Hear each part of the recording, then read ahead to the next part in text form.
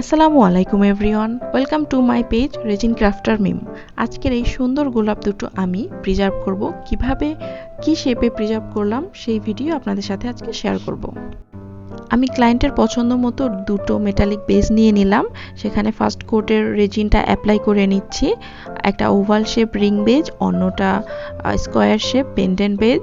এই দুটো আমার ক্লায়েন্টের পছন্দ ছিল। এই বেজ দুটোতেই ফুলটা প্রিজার্ভ করা হবে।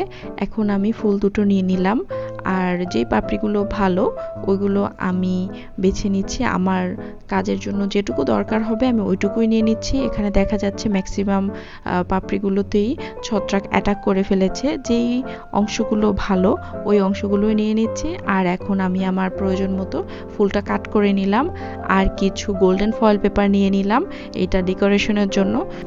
গোল্ডেন পেপারটা ইউজ করার জন্য প্রিজার্ভেশনের ফাইনাল লুকটা অনেকটা সুন্দর লাগে এবং দেখতে বেশ ভালো লাগে। শুধুমাত্র ডেকোরেশন পারপাসেই এই গোল্ডেন পেপারটা ইউজ করা হয়। এরপরে আমি মেইন ইনগ্রেডিয়েন্ট ফ্লাওয়ারগুলো অ্যাপ্লাই করে নিচ্ছি, আর ফুলগুলো যেগুলো কাঠগুলো একটু সুন্দর হয়েছে, দেখতে ভালো লাগছে, ওইগুলোই আমি বেছে বেছে অ্যাপ্লাই করে নিচ্ছি। এখানে ফুলগুলো ডেকোরেশন করার কোনো অ্যাকচুয়াল নিয়ম নেই, যেভাবে দিলে সুন্দর লাগে, যেভাবে মনে হয় যে এটা এখানে এভাবে বসবে ওইভাবেই ওটা দিয়ে নিচ্ছি। আর এটা অ্যাকচুয়ালি মুখে বলে প্রকাশ করা যায় না, নিজের মনের মতো বসালেই হয়ে যায়। ডেকোরেশনটা দেখতে মনে হচ্ছে খুব এলোমেলো, কিন্তু এটার ফাইনাল লুকটা অনেক সুন্দর আসে।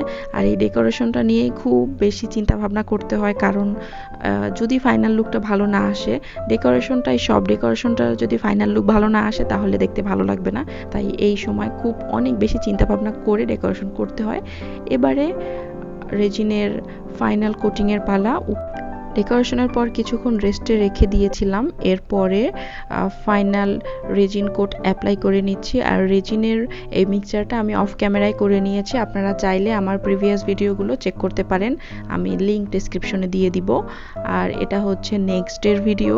আমার রিংটা পুরোপুরি রেডি হয়ে গিয়েছে। রেজিন কিওর্ড হতে 24 ঘন্টা থেকে 36 ঘন্টা টাইম লাগে, আর এটা মেনলি আবহাওয়ার উপরে ডিপেন্ড করে। শীতের দিনে একটু বেশি সময় লাগে, গরমের দিনে খুব তাড়াতাড়ি কিউরড হয়ে যায়। দুটো প্রোডাক্টই রেডি হয়ে গিয়েছে, আর দেখুন কতটা সুন্দর লাগছে। আর বাইরে প্রপার সানলাইটে এই জিনিসগুলো আরও বেশি সুন্দর লাগে।